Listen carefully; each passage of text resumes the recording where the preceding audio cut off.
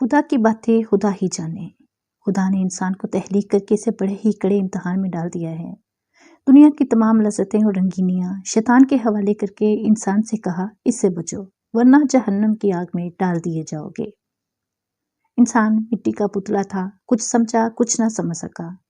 جب سمجھنے اور نہ سمجھنے کے درمیان بھٹکنے لگا تو شیطان نے اس کا ہاتھ تھام لیا اور کہا میرے عزیز آ میرے پاس آ جا، اللہ تجھے جہنم کی آگ میں جلائے گا لیکن میں تمہیں ابھی جنت میں لے چلتا ہوں۔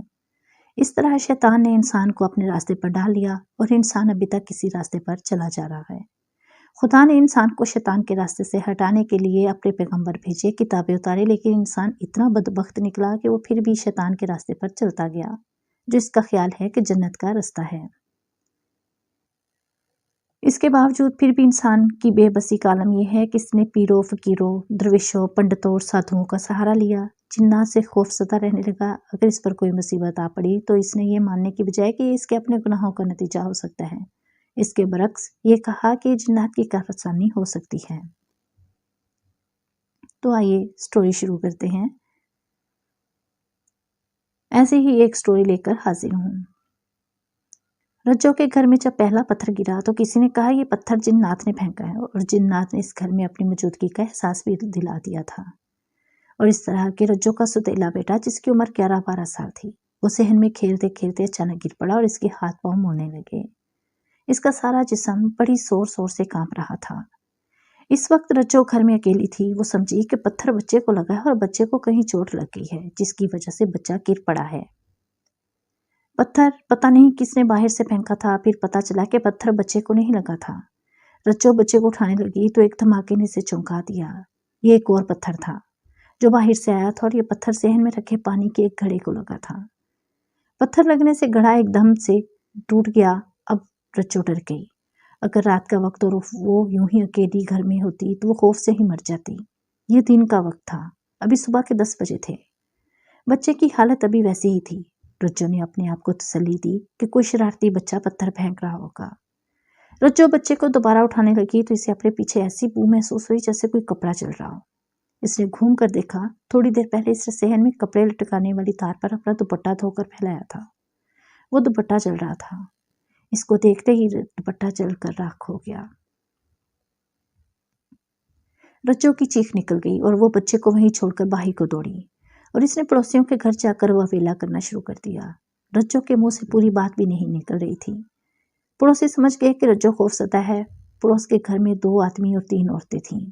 وہ سب دوڑتے ہوئے رجو کے گھر پہنچے اور دونوں آدمیوں نے بچے کو اٹھایا۔ بچے کا جسم اکڑا ہوا تھا اور بچہ بری طرح کانپ رہا تھا۔ یہ کوئی دورہ تھا جو بچے کو پڑا تھا۔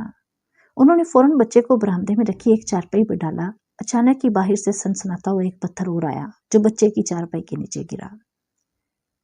چارپائی کے ارد گرد جو لوگ کھڑے تھے وہ گھبرا کر ایک طرف ہو گئے۔ کپڑوں والی تار پر ایک اور پرانا سا کپڑا لٹک رہا تھا۔ اس کپڑے کو اچانک آگ لگ گئی۔ پہلے صرف رجو خوف زدہ تھی، اب وہ دونوں آدمی اور 3 عورتیں رجو سے بھی زیادہ خوف زدہ ہو گئے۔ ایک آدمی نے رجو سے کہا بھابھی مجھے تو یہ کوئی اور ہی معاملہ لگتا ہے۔ دوسرے آدمی نے کہا جنات کے سوا اور کیا ہو سکتا ہے؟ رجو نے کہا بھائی یہ بھی تو ہو سکتا ہے پتھر کوئی اور پھینک رہا اور بچے کو کچھ اور ہو گیا ہو۔ ایک پڑوسن نے کہا رجو تو پھر یہ کپڑے کس نے جلائے؟ دوسری عورت نے مشورہ دیتے ہوئے کہا میں تو کہتی ہوں فوراً صوفی صاحب کو بلا لو، وہ اس وقت گھر میں ہی ہوں گے۔ رجو نے کہا بہن پہلے کسی ڈاکٹر کو نہ بلا لیں، ڈاکٹر بچے کو دیکھ تو لے گا کہ اسے کیا ہوا ہے، ورنہ نورے کا باپ شام کو آ کر میری جان کھائے گا اور کہے گا آخر تو ستیلی ہی نکلی۔ پڑوسن نے کہا رجو لگتا ہے تو ڈاکٹر کو بھی پتھر پڑوائے گی۔ پھر پڑوسن نے اپنے خامن جو اس کے ساتھ ہی آیا تھا سے کہا تم فوراً بھاگ کر صوفی صاحب کو بلا لاؤ۔ صوفی کے آنے تک بچہ نارمل حالت میں آ چکا تھا۔ بچہ آنکھیں پھاڑ پھاڑ کر سب لوگوں کی طرف دیکھ رہا تھا۔ سب اس سے پوچھ رہے تھے کہ اسے کیا ہو گیا تھا، لیکن بچہ ہر کسی کو ڈری ڈری نگاہوں سے دیکھ رہا تھا، جیسے یہی سوال ان سب سے وہ بھی پوچھ رہا ہو کہ مجھے کیا ہوا تھا۔ پتھر آنے بند ہو گئے تھے۔ صوفی صاحب آ گئے۔ انہوں نے بچے کی چارپائی پر بیٹھ کر بچے کے سر کو اپنے دونوں ہاتھوں میں پکڑ کر اس کی آنکھوں میں جھانکنا شروع کر دیا۔ صوفی نے پیار سے بچے سے پوچھا بیٹا بتاؤ تمہیں کیا ہوا تھا؟ بچے نے رونا شروع کر دیا اور رجو کی طرف دیکھنے لگا۔ رجو نے اتنا بھی نہ کیا کہ بچے کو پیار سے اپنے ساتھ لگا لیتی یا اس کے سر پر ہاتھ رکھ لیتی۔ صوفی کے پوچھنے پر رجو نے صوفی کو اس طرح بیان دیا جیسے کسی جرم کہنی شاہد گواہ تانے دار کو بیان دیا کرتا ہے۔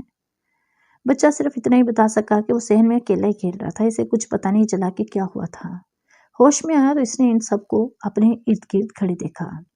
صوفی اٹھا اور سارے گھر میں آہستہ آہستہ گھومنے پھرنے لگا، کبھی چھتوں کی طرف دیکھتا، کبھی دیواروں پر آہستہ آہستہ ہاتھ مارتا اور کبھی چلتے چلتے روک کر یوں پیچھے ہٹ جاتا جیسے آگے کوئی رکاوٹ کھڑی ہو۔ صوفی کا انداز ہی ایسا تھا جیسے کوئی تھانے دار ڈاکوؤں کے ہاتھوں لوٹے ہوئے گھر کا معائنہ کر رہا ہو۔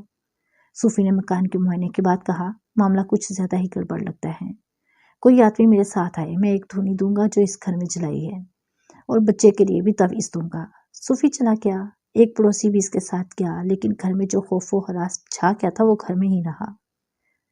پڑوسی عورتیں رجو کے پاس بیٹھ گئیں اور ایک عورت کہنے لگی، رجو نے دودھ گرم کر کے بچے کو دیا۔ ان پڑوسی عورتوں نے رجو کی حوصلہ افزائی اور دل جوئی کرنے کی بجائے رجو کو جنوں بھوتوں کی خوفناک اور سنسنی خیز کہانیاں سنانی شروع کر دیں، اور ہر کہانی کی تان ایک پیر یا کسی عامل کے نام پر آ کر ٹوٹتی تھی۔